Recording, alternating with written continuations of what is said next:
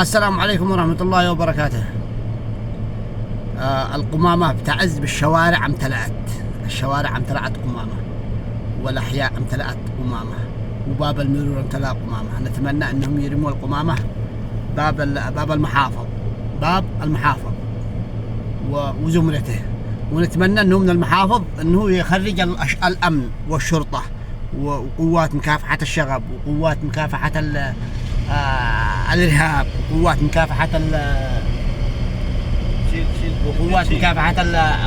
مكافحة السرقة والنهب، إنهم يخرجوا ينظفوا.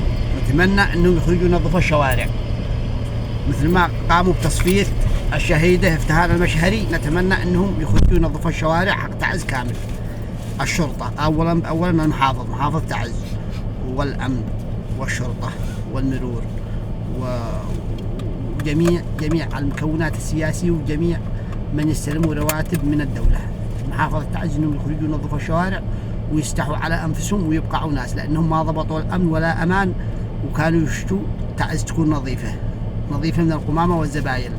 الحين نتمنى من المحافظ انه يخرج ينظف محافظة تعز بلسانه هو وزمرته القوادين الفتالين والأمن والجيش والمرور والكل، يخرجوا ينظفوا شوارع كعز كامل، لأنهم لو ضبطوا الأمن والأمان والاستقرار وكل شيء، إن افتهان المشهري منظف النجاسات حقهم، إنها منظفة النجاسات حقهم.